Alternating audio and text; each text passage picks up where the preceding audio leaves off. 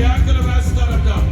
బిగ్గరగా హల్లెలూయా చెప్పు, హల్లెలూయా చెప్పు, హల్లెలూయా చెప్పాలి, హల్లెలూయా చెప్పాలి, హల్లెలూయా చెప్పాలి, హల్లెలూయా.